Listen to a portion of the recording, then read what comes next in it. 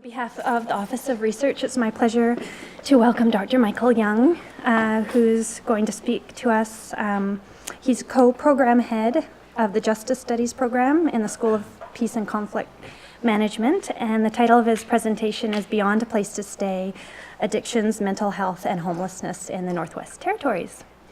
He'll probably talk for 45, 50 minutes and then open it up for questions at the end. So join me in welcoming Michael. Thank you.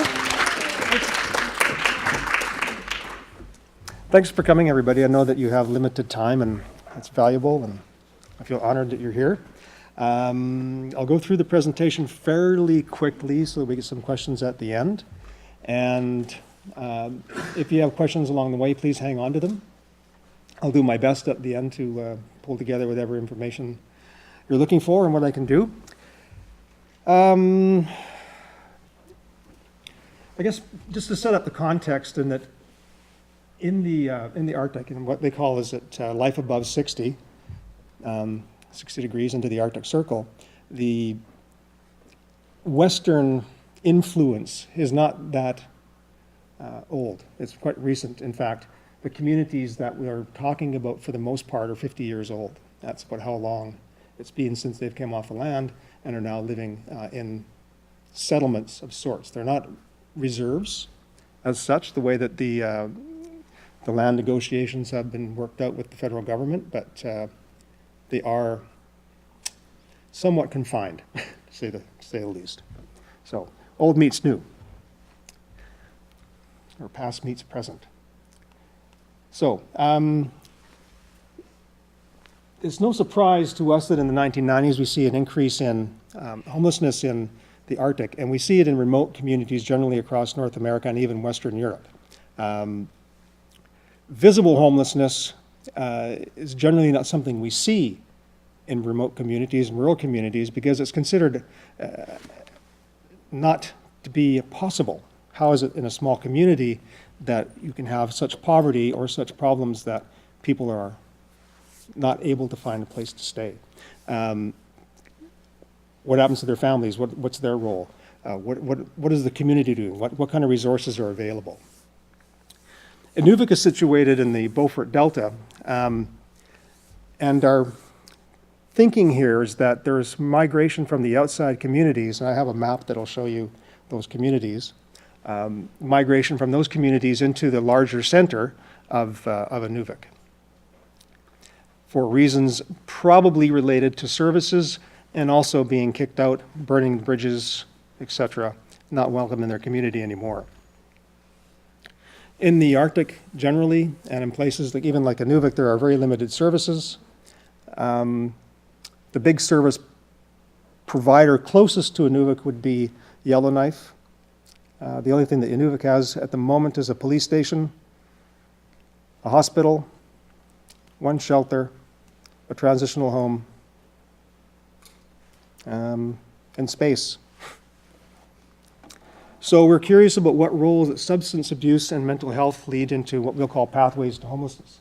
Do they complement? Do they cause? Are they related? What's the connection? And if so, what kind of services are there? What kind of services are missing? What kind of services might be implemented given resources? So, roughly 3,500 people living in the town of Inuvik. Almost 2/3 of them Aboriginal. It's a resource extraction community. That's why it was built. It is at one point considered to be an engineering marvel. They have services above ground because it's built on permafrost. There's nothing that can be buried other than pilings into the ground to hit to past permafrost for building. At the moment, it's in a bust cycle. Resource extraction has stopped since 2008 when the economic crunch hit. Petroleum development in the future is not even on the horizon, and to make things worse, the natural gas that the town is depending on for living has been contaminated with water, and therefore they are now trucking in propane from the south to the city, or the town, to make synthetic natural gas. So as a result, people there, their hydro bills, power bills have doubled. So the average household now pays $1,500 a month for heating. So services, one shelter, one transition house, an RCMP station, which acts as a de facto shelter, which I'll refer to in a moment. There's a hospital, actually a well-equipped hospital, but it doesn't have long-term care. Long-term services available for the addicted or for the mentally ill either. They have a psychiatrist who comes into town once every 3 weeks, and in the meantime, people do teleconferencing through the health services. So these are the communities in the Beaufort Delta. And I do have a map to show where these things might be. I'd try to pronounce them, but I won't insult the language too much.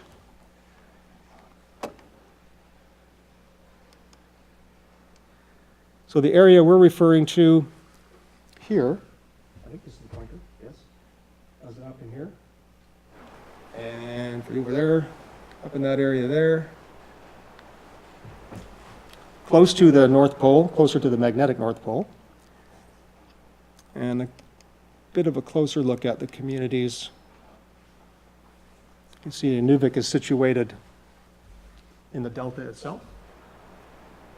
And the contributing communities that we're talking about for persons would be Sax Harbor, Tuktoyaktuk, Aklavik, Sigachik, Fort McPherson, Paulatuk, and Wet'suwet'en. I believe this is how it's pronounced.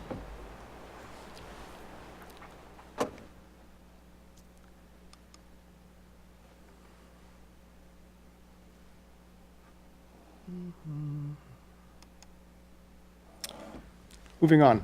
So, assuming the in-migration of homeless men and women, that's our working assertion. Mental health and addiction issues are common with the homeless population. There is not much for supportive housing. The needs of people are not known for the most part. It's not mapped. My digging in statistics and working through the health authority there, I found very little of information that actually charted people's health conditions. There's an issue of post-traumatic stress and what they call intergenerational trauma from the residential school experience, and also just the removal or the transition from a culture that primarily followed protein to being stuck in an urban, quasi-urban context. And the residential school experience does come to light as a possible influence or contributor to the addiction issues, which also get exacerbated in violence in the home. The list goes on. So we employed a community-based research methodology because we want to use, in fact, we want to be integrated with the people that we're researching with. So we're trying to avoid this outside-in method, which we can't avoid altogether, but we can certainly minimize the type of foreignness that we bring with us. And I stand out when I go into the community, you know. I look a little different. So the Inuvik Interagency Committee contacted me to submit a research intent, which I did. I then engaged in some preliminary research to find out what was going on in the community, and by doing so, I engaged the services and the help of those agencies, including our Office of Research, would help with some funding. And the IIC, the Interagency Committee, has about 30 members in it, 30 agencies or people that are interested.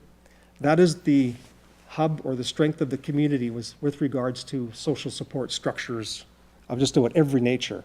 It does include members of the police, the hospital, the Inuvik Corporation, the Gwich'in Tribal Council, anybody that has an interface with human beings.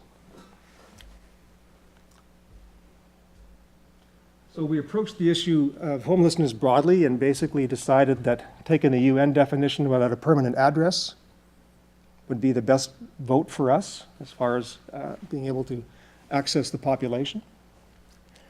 What are the gaps in mental health and addiction services? And what are those needs resulting from the gaps?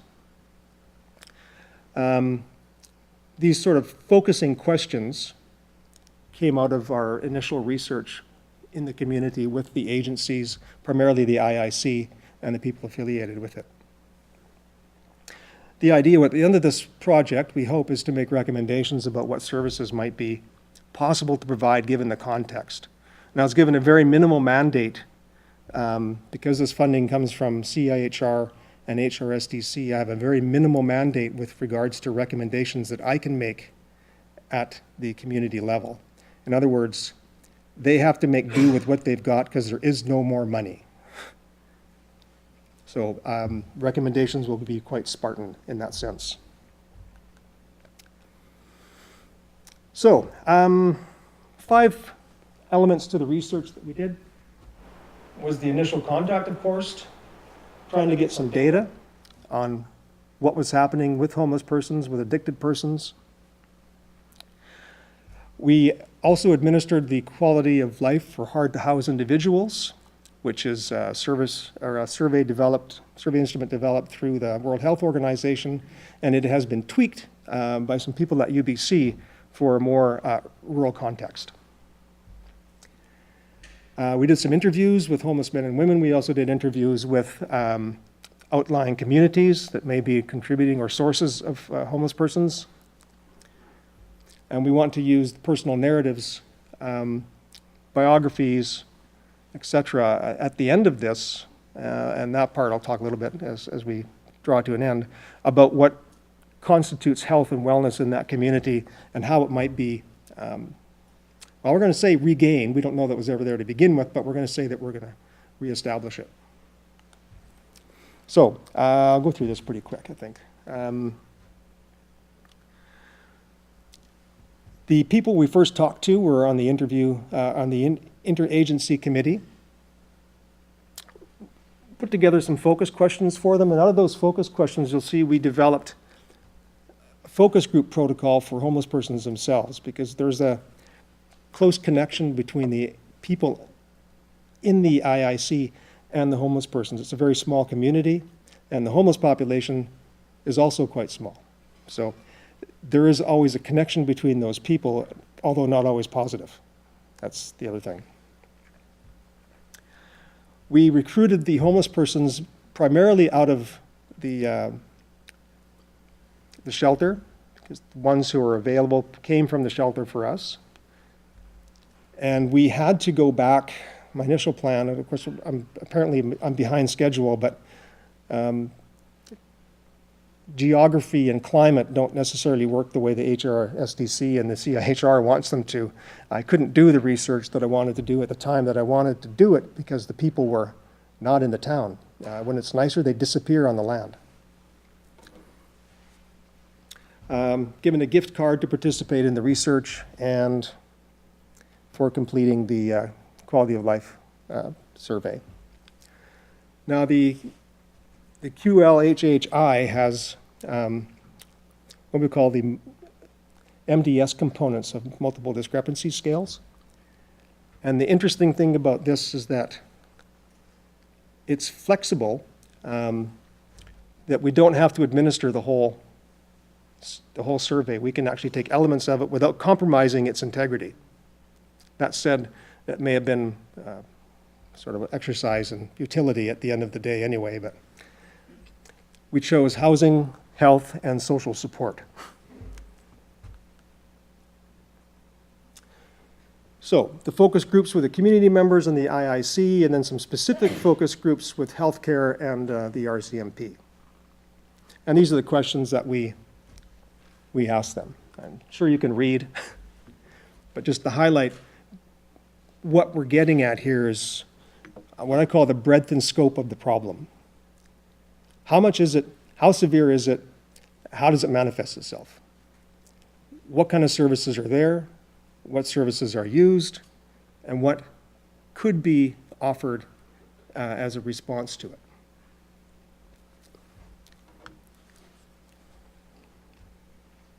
It's all right, I can move on?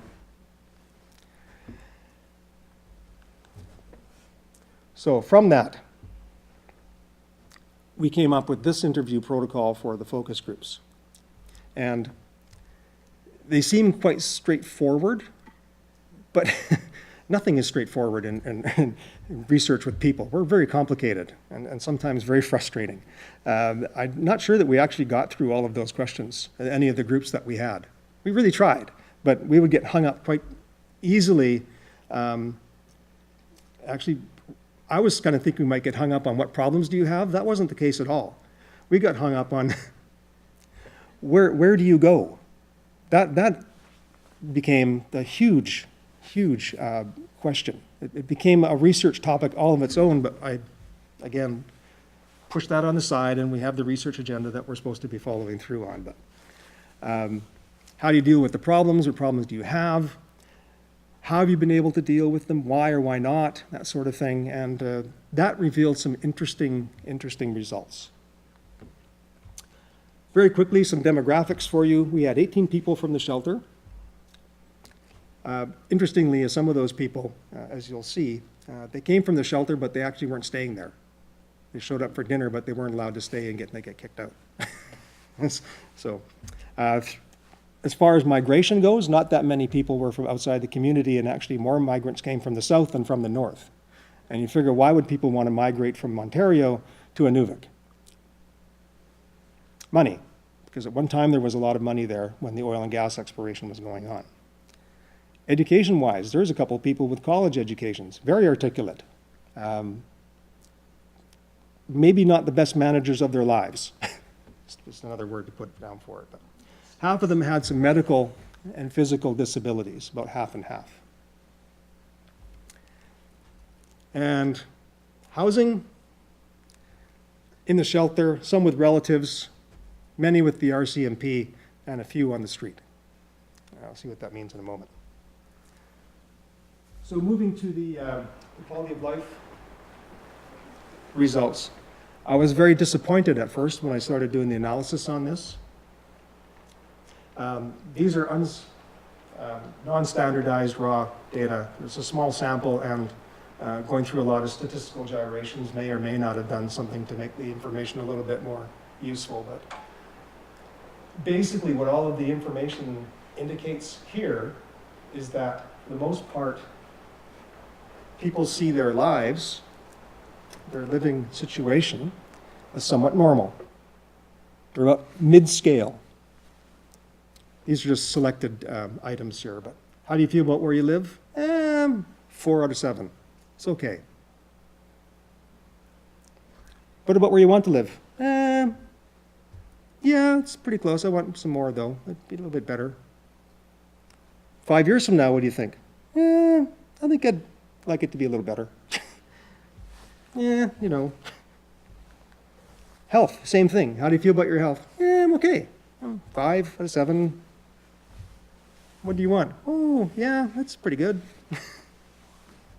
5 years from now, oh yeah, I'd probably, I don't know, I might be okay. Yeah, it's nothing spectacular. Social support, same thing. And like I say, at first I was quite disappointed by all of this. What's going on with this? These people are living, some of them are sleeping under buildings, or sleeping in what they call the utilidor, which is the above ground service duct for water, electricity, and sewage. They're crawling in these areas that they're insulated, right? They can't freeze, so they're warm. Well, how in the heck can they view themselves as having a good life, right? So, my initial working assumption now is that they view their situations as about average, but they're viewing it in the context of their social group. They're not viewing it from the context of the people who put together a survey who generally don't sleep in utilidors. My thinking, I'm just thinking that that's who's putting these surveys together. But the other thing is that with that context, that the focus groups provided us with a bit of a different view of what was happening, because we went from the statistical information, and of course there's also the other thing that maybe they're interpreting or understanding the questions incorrectly. all of them were somewhat literate, but they didn't have to read the questionnaire. We did have a sample, not a sample, a booklet that provides instructions, and in those instructions comes, rather than a 1 to 7, there might be a series of happy faces, or there might be a scale of a bar, like a bar graph, something like that, to give them a different context of what we mean by good or bad. So, quick look at the information that we had taken off of the transcripts. Disabilities, no consistent work history, very little in terms of vocation or education, with the exception of the couple of people who had been to college. High dependence on the Inuvik housing authority, which is a strange creature all of its own. It's somewhat surreal. They've been evicted for behavior problems usually, or being in arrears, and being in arrears is in the rent structure. They haven't been paying up. Many are waiting housing, and the shelter is used often, but so is the RCMP lockup. I think I have some more information on that coming up. Housing issues. Once people start working, they get nailed for paying more rent. So at the moment, they'd be paying $35 a month as an individual. If they start working, all of a sudden they're required to pay 35% of their income. And so if they were behind in other areas, that's almost like a punishment to many people. In fact, for short-term work, people won't go to work because for a month or two, the money that they make is almost canceled out by the amount that they have to pay back to the housing authority. And so it's a very strange situation. That's changed a lot, I have to say now. In the last year since I've been there, they have changed the fee structure, or what I call the penalty structure, that there's a maximum that they can be, I guess, charged. But some of the interesting things about being kicked out for parties,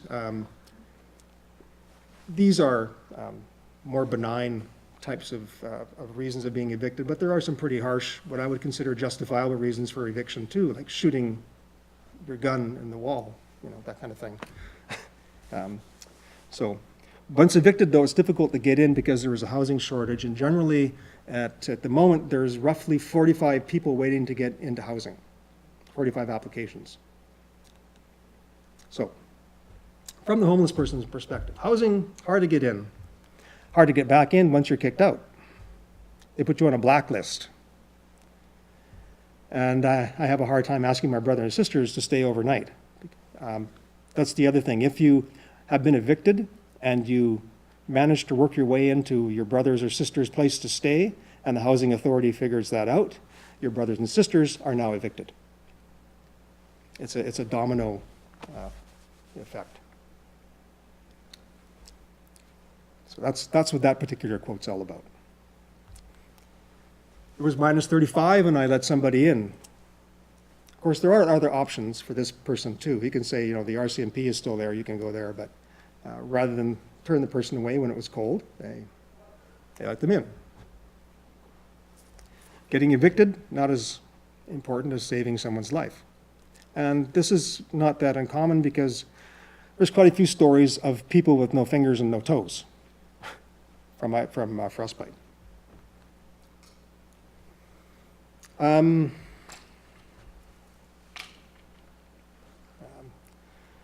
We owe arrears. Most of our families stay in housing. We can't stay there. We're happy to get a roof over our head, but we don't know. Better than being in the cold. Moving on. And this is one of the cases where the person was having to pay $1,750 a month rent after starting a job. What happens, though, is that most of these people don't pay it. And when they don't pay it, it accumulates in debt. And the debt keeps mounting. There's interest charged on it. There's one family actually, that owed $100,000 in arrears. And the person would not go in to make negotiations for it because he was too ashamed. It was a no-win situation. He would not go represent himself, but at the same time, the machine kept working along and calculating interest, and the more he stayed away, the worse it got. And if you arrears, getting back in is very difficult. The RCMP, this is interesting, small detachment, well, I guess it's not that small, 15 people, I think. Many people go to jail to get out of the cold. Some will break the law. When I was there, actually, I saw it happen. This one guy laid down in front of the doors of the main store, the North Mart, and just waited for the police to come and get him. Others just knock on the door in the middle of the night if it's really cold. And so far, the police have been accommodating, but they are stretched themselves budget-wise, and they now have to hold them only a minimum or a maximum of 8 hours because they cannot feed them anymore. That we used to be, one time they would give them some food. 2,500 missions yearly in a town of 3,300 on average. Most of those charges obviously don't go forward. They're community support, not much in the community. According to them, apparently there is an AA meeting, but people ignore it because it's held in the Anglican Church, and there's a little bit of history there between the church and the people. So if there's any kind of historical abuse that the person's experienced, or their family, or maybe they don't like listening to the pastor because that's who runs the AA meeting, they won't go. Going out for treatment sometimes helps, sometimes it doesn't. This one fellow had treatment that didn't work. If you want and you're eligible for treatment, the closest facility is in Hay River to the Inuvik, and next one's Edmonton. Mental health treatment, if it's needed, as far as in-house services or in-house treatment, is usually Edmonton or Vancouver.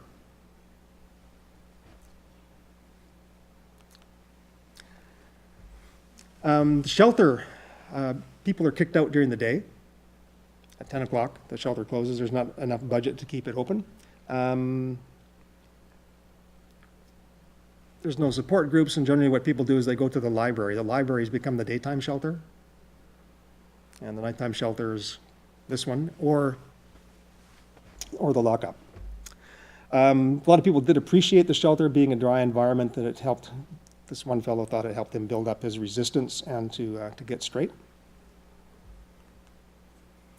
What might work, there's a big call for volunteers because they know there's no money. Even the homeless people know there's no money, so what they'd like to do is have volunteer mentors help them, the ones who are able to articulate that. Counseling, if possible, they'd also like to see. Although many of them, they say they've tried it and it hasn't worked too well. But then again, the mentor model is a bit different. So, why are the contradictions? Participants are more stable when they're in the shelter, and they're judging themselves on where they are as opposed to where they were, and that can lead to the disparity and to the statistical results that we found. The other thing is that maybe the quality of life instrument is not the best tool for homeless person in rural northern communities. It was the only instrument that has been used before, though. Originally, I'd intended to use the SF 36, social functioning 36, but it had even less application in rural and northern communities. Current reality for the hard to house, as I'm calling them now. Roughly 90% abuse alcohol, about anywhere from 25 to 50% of them abuse other illicit substances. There's one community I have a picture of here at the end of the show. I'll show you that for the most part doesn't have an alcohol problem at all. They import bales of marijuana.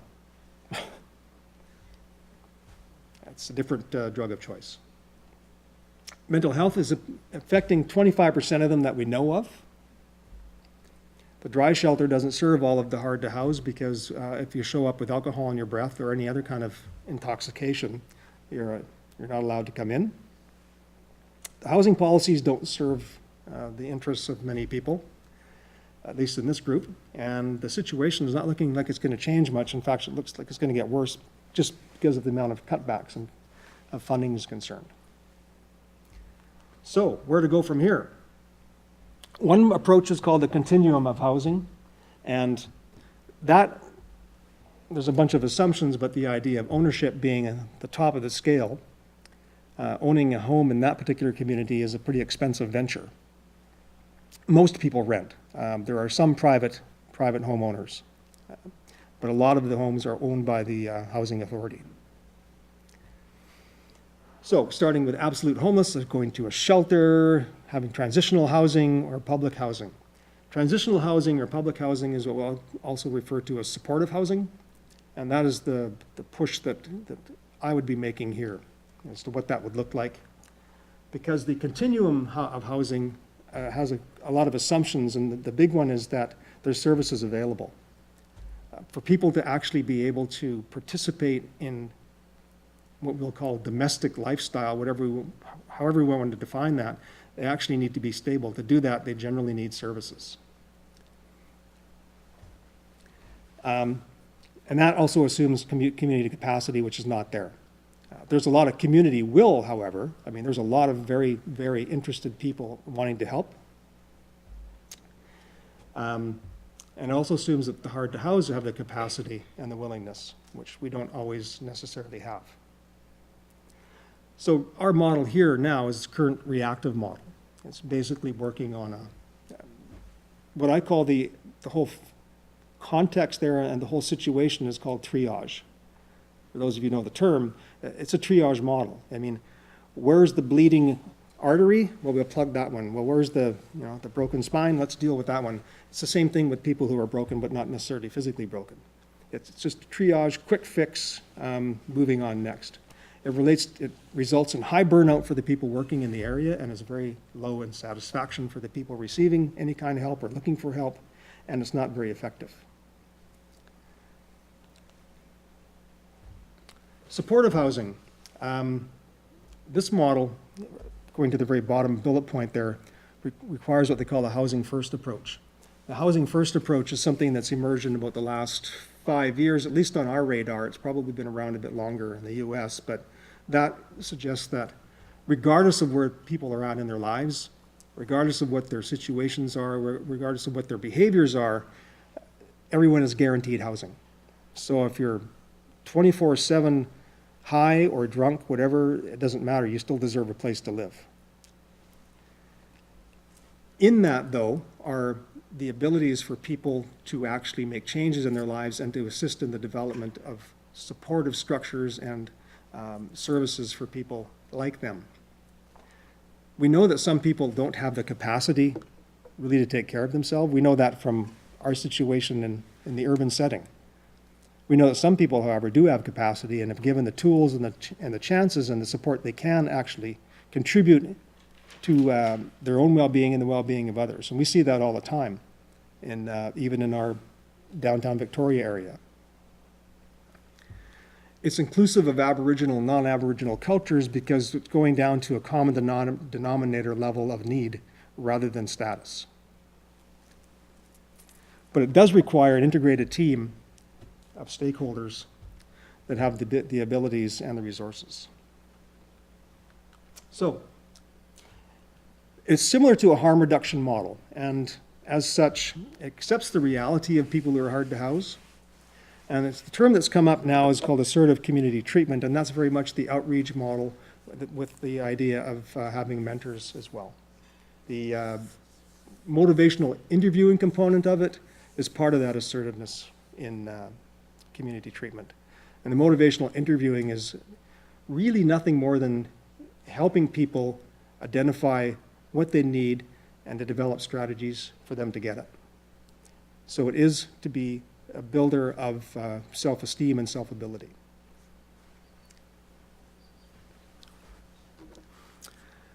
It does imply several levels of housing that are needed, and there are a couple of examples that are underway in this country and the US at the moment. In rural Ontario, Wellington, the model taken is is that housing is, I guess, a right kind of approach, that everyone is entitled to housing, and with that, they've been able to implement changes to the development and delivery of services and the improvement of people's general life conditions who are participating in the project. Rural New York has the same type of approach up in the Appalachian area. And Whitehorse, I stumbled across this, I call it the serendipity moment, that for those of you who have heard Habitat for Humanity, they've actually joined with a couple of First Nations groups there to produce some houses in a community for families. So it's not specifically focused on addictions or mental health, but it has brought together that cooperation model, right? And because it's focused on low-income families, it's considered to be a preventative approach. So again, moving away from the triage model. So these are questions I actually posed to the groups up there. What do they want to do? Do they want to stick with the status quo? Do they want to try to look at some kind of housing model that has aggressive assertive community treatment? Do they want to look at a partnership model? But the big one that comes up for me, just in observations from the outside, is the lack of NGOs.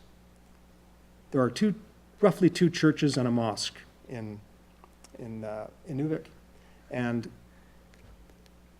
other than that shelter, there is nothing. There is no Salvation Army, there is no John Howard Society, no Elizabeth Fry Society, nothing. And those agencies fill a big need, or fill a gap in towns south of them, like Yellowknife and Whitehorse. Both of those communities have very active Salvation Army units, and they're very effective. At the moment, both of those are also dry, which has that limitation to it, but they're also providing more on-site counseling and addictions treatment, and they are very good at working with agencies like a hospital for getting services to people who need it, who may not know how to go about getting it themselves.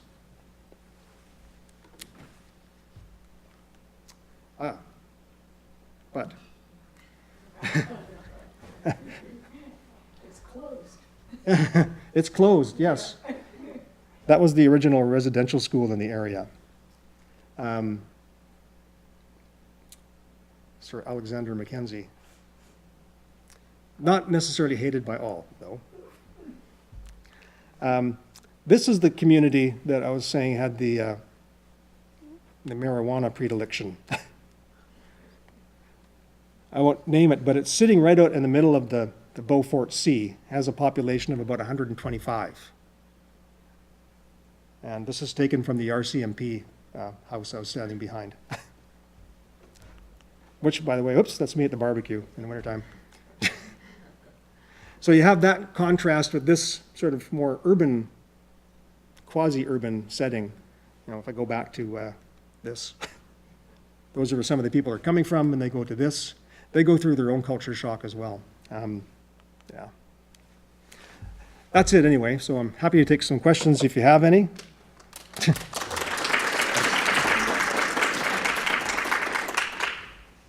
I was delighted to see your solutions at the end, because other than your stunning revelations about human nature in your interviews with homeless people, I think that this is such a pervasive problem in the North, housing in general.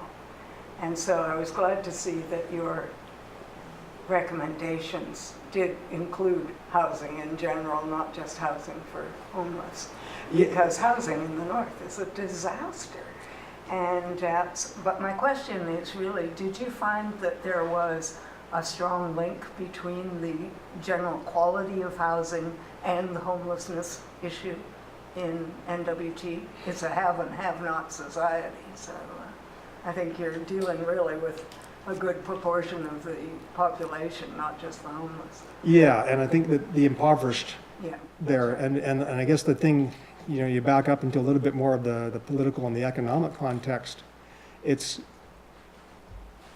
worse when there's money in the town, believe it or not, because the companies come into town and they will book all of the hotels, they will rent all of the buildings that they can rent, whether or not there's people staying in them, just in case they need it for their workers. It's really a lose-lose in that particular context, but the majority of the people there either work for the government or on government subsidy at the moment. That's it. There are two pay scales. It's the same thing. All depends how you look at it, I guess. Level of subsidy by the government, but it's, if you work for the government, you're on, a polite form of welfare. Really? Well, dependency. Yeah. I guess the question for the North is always going to be, do they want to maintain the populations there because of humanistic purposes, or is it basically a maple leaf stamp? Because the Resource extraction. the bay that I showed you here, that was where the Russian freighter that was illegally taken up landed. Brian. Hi, Michael. I was interested in your comment that some of your respondents weren't available during some seasons because they were out on the land. And I wondered if you had a chance to explore that. I wondered, are they functional in that environment? Are they welcome with family and friends? And are there lessons that can be learned from that experience that can be applied? Yeah, and that becomes quite a rub, because there are those people who do well when they get out on the land. They get a chance to basically stay in the cabins. I mean, the cabins they have, they build along the river on the delta. They fish, they hunt, pretty much become self-sufficient. They may not even have the family's permission to do that, or the family's property, but they may have the property of someone else who say, I'm not using the cabin, go ahead. So that's a possibility, but they also know that they can't sustain that as a lifestyle. And so at the end of the summer, beginning of the fall, when they come back off the land, then they're back to, they can actually be sober for 4 months, and within a month back in town are sleeping under a building. So in that sense, the quick fix isn't to put them back on the land. But it does seem that part of the importance of being attached to the land can't be underestimated. I hope we've answered your question, but it is really dicey, because it is that pull and that strength that they get, but they know that they can't maintain it as a lifestyle. Yep. Building on that, Michael, I mean, we know from other research in other communities that link between, particularly in Aboriginal communities, between culture and more investment in culture and better outcomes in terms of all kinds of range of health things and housing, etc. And I'm also thinking of your project here, and I can't remember the name of it, but the farm. Woodland Farms. Woodland Farms, yeah. And just wondering whether that was a place that you explored. You know, when you were looking at the housing options, I didn't see it represented there, but that idea of connecting, which is not about just sort of sending people onto the land and saying, you know, that's the solution, but here's a way of developing some skills, maybe reconnecting to culture, reconnecting to other possibilities in a space that's supported. And I wondered if that option had been explored, or whether you were thinking about that, because it seems sort of like a fit. I actually have taken it off. I did have a transitional housing perspective built into this, but what I've been trying to do is keep this true to the agenda of the funders, but thinking along the terms of the therapeutic community. Really, all that is a microcosm of the community around it. So it does make perfect sense from my thinking that that could be self-organized, and all that's needed is the space to do it. So yeah, I agree, and the whole idea of the therapeutic community is for people to actually become socialized or re-socialized based on a model that will meet their needs. And so in that case, it makes perfect sense. And so many of the things that you were describing, I mean, the profile really is not, other than the harshness of the climate, is no different than the profile of homelessness in many urban centers and in many rural centers in terms of the kind of characteristics you were describing. But it does seem like that connection to a different possibility of living that includes housing but other things would be a solution worth exploring. Well, and I guess the interesting thing about the therapeutic community model is, as we envision it here, is that it's a responsibility-based model. It's not a flop house. Right. It's not a shelter. You just don't go there to eat. You actually, if you go, you commit to Well, being you become engaged. part of a community. Exactly. A working member of part of a community, as That's right. opposed to somebody getting a handout or a service or whatever, which is very Right. different, right? So basically, it's supposed to be self-maintaining Yeah. once it's actually organized and running correctly. I just, probably a really simple question, but you mentioned that rents were like, some of them were $1,750 a month. That seems really high. Why are rents so high?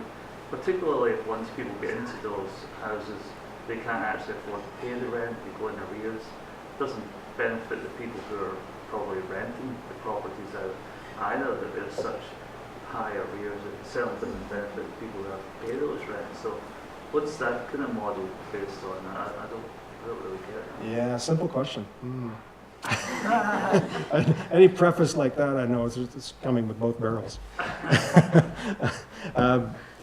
It's not that the rents start that high. I can't remember what the starting scale is, but once you have been living under the subsidized model for a period of time and you get work, you then are charged a percentage of your income.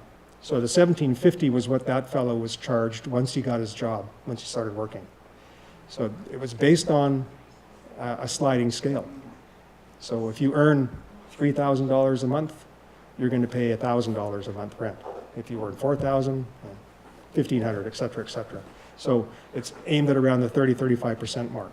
They have, in the last 8 months or 10 months, put a cap on that so that people who do get a job don't get most of their money taken away just for the rent part of it.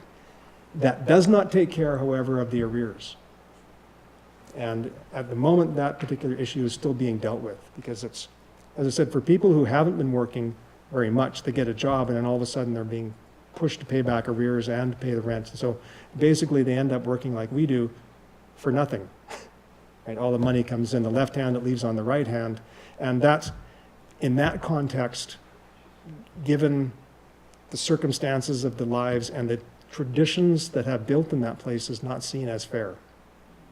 Whether we see it as fair or not, it doesn't matter, but yeah.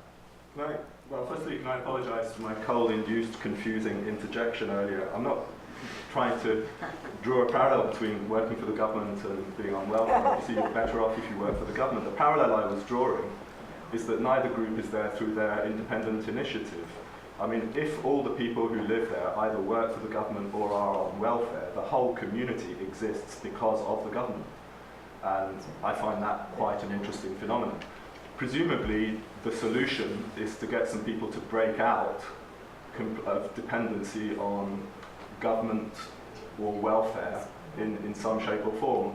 I suppose I come from this in as much as I'm as sceptical of dependency on the state as I am as the impact of the market on people's lives. I think I'm sceptical of terms like therapeutic community as it happens, because I think it just creates a new relationship to the state. It puts you in it. So my naive question is this: what would happen if you just built a house there? I mean, is it that all the land belongs to the state and you can't do it and they tear it down, or you know what?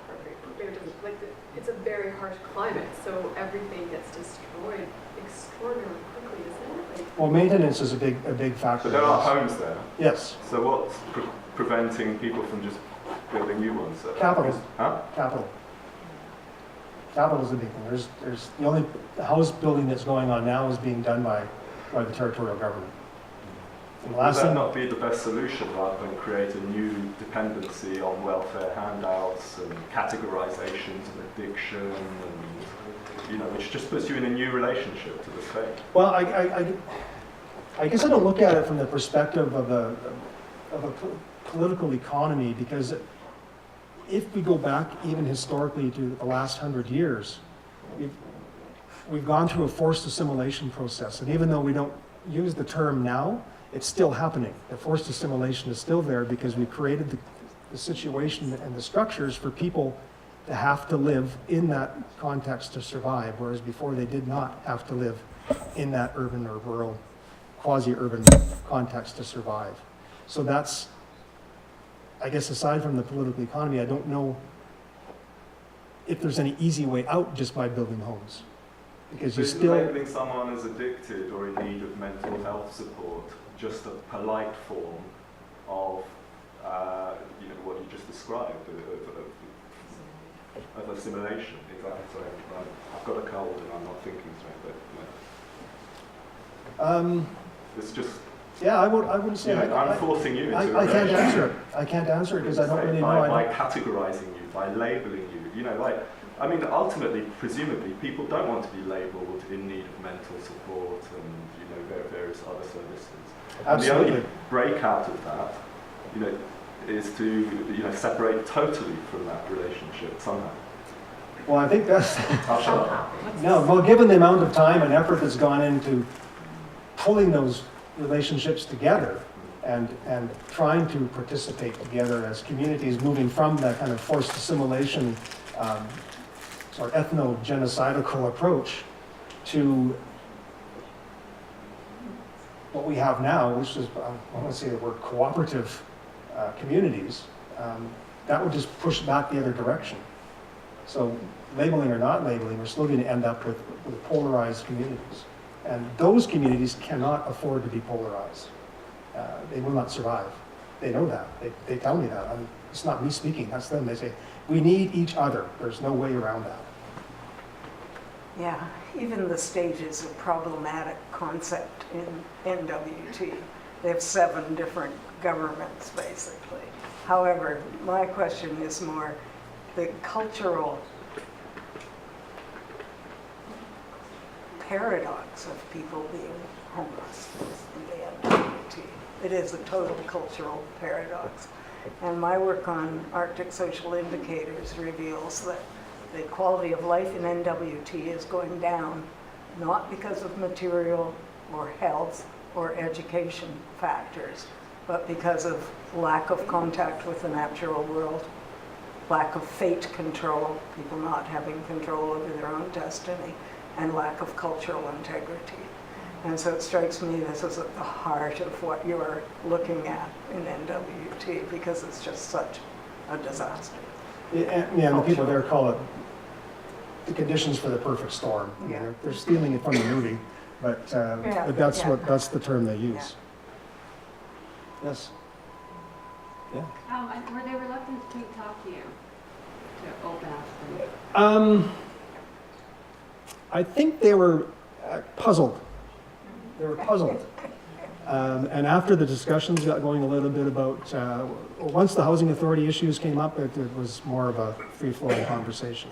But the first part, again, the survey, and I know as an outsider, a survey is going to be about as welcome as a cold, right? But that's where the relationship building at the beginning helped to bridge those well, they're not really gaps, but they're communication tools, right? Just having that free flow of information was easier having done the pre-work for it. You mentioned that there isn't really any NGO structure there. Did you come across any reasons for that? Not to mention the Salvation Army, were they there at some place and left, or were they just never there? They were never there. Would there be any ways, or as part of your recommendations, to try to encourage? I hope so. That's on my list for sure. Yeah. There is the person in Whitehorse I talked to is quite keen on talking to his captain or whatever. They use that military structure, but he's quite keen on communicating that issue. Jean. 2 questions. Just to help me understand the context a bit more. You talked about the Inuvik Housing Authority. I'm trying to understand, and you said very few people own, a lot of people rent. So in terms of the housing stock that's available, is the rental stock primarily with the housing authority or is it private? Both. Who owns property there? There's a bit of, I think about 20% is private and Okay. 80% is owned by the territory. And so the 80% is owned by the territory in terms of the housing stock, right? Okay, and so they're the ones who then control, have these rules around the rent and how much you pay. all of those people? They have a large bureaucracy that takes care of that. And then when you talked about where people came from and the incidence of homelessness, homelessness is occurring, that, as you described it, was in Inuvik. It wasn't talking about the other communities that they came from. What was the homelessness also present in those locations, or did you have this place-based?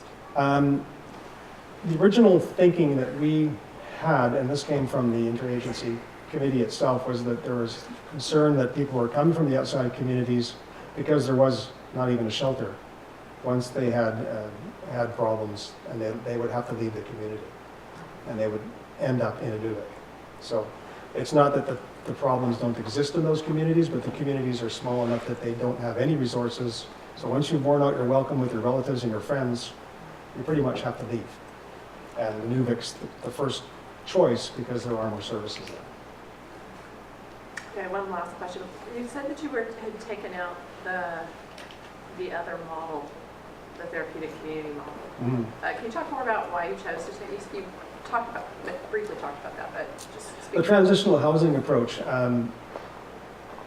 I was originally, and this actually was not just my idea as far as transitional housing goes, that comes from the Inuvik Interagency Committee, but given the fact that the resources for building anything are not there, I backed away from that, given the parameters of the funding for the project. However, I plan to build it back because we've been, again, the committee has been quite energetic with identifying buildings right now that are in disrepair and not being used that could be transformed into some kind of service house. And one of those is the old youth center.